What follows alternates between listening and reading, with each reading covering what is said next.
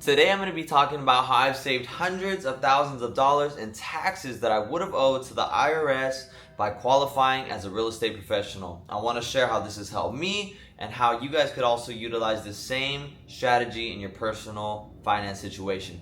My name is Elias Cortez. I'm a real estate investor. I've bought, sold numerous properties and generated millions of dollars in revenue for my company in the past few years. First, I want to talk about how powerful this strategy actually is.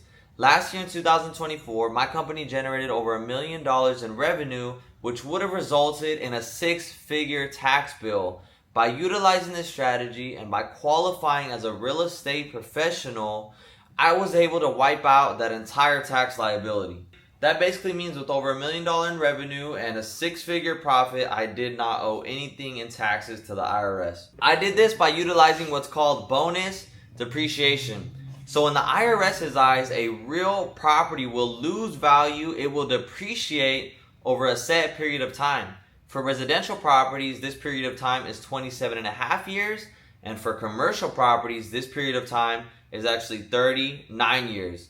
You and I both know that real estate doesn't really appreciate, but in the IRS's eyes, they allow you to take a loss for owning a residential or commercial property over that span of time. The reason for the IRS allowing these depreciation losses on real property are because components of the property actually do become less usable over time. They have what's called a useful life, be it a roof, windows, doors, all of that stuff. After about 27 and a half or 39 years, you could say their useful life is probably coming to an end. Now that I've talked a little bit about what depreciation is and why it's even a thing, I want to get a little bit into bonus depreciation and how effective this strategy can be. So basically, in real estate, when you own a real property, right now, you're able to take a percentage of the full depreciation life in the first year that you own that property.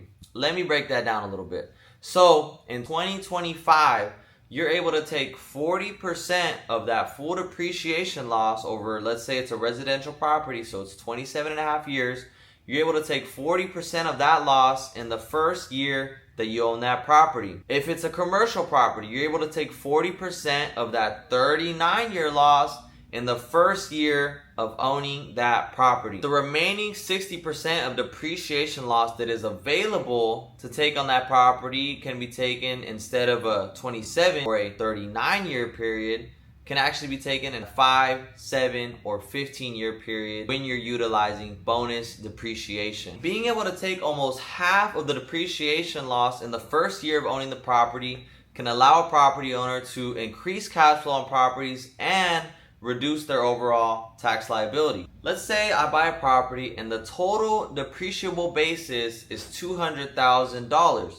So that means utilizing bonus depreciation, if I could take 40% of that $200,000 depreciable basis in the first year, I could take an $80,000 loss on this property utilizing bonus depreciation. By buying and renting a few properties last year, that is how I was able to wipe out my entire tax liability by using these bonus depreciation losses on the properties that I purchased. So who could actually utilize this strategy? To be able to use passive income losses against rental property, because it's considered passive income losses against active income, be it income from a business or a W-2 job, you must be able to qualify as a real estate professional. There are 3 guidelines that one has to meet to be able to qualify as a real estate professional.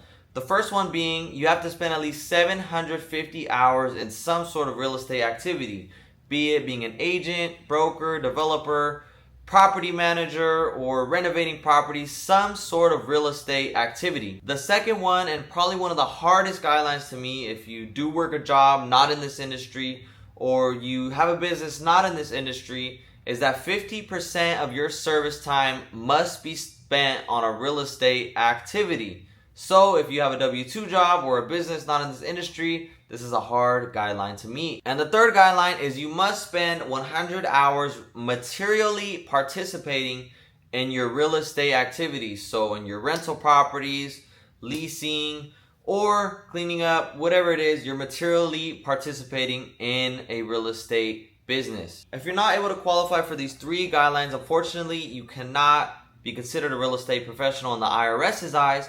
But if you have a spouse who could qualify, one spouse's qualification can work for both people. If you can't meet these guidelines and qualify as a real estate professional, you could still use short-term rentals to take depreciation losses on against your active income.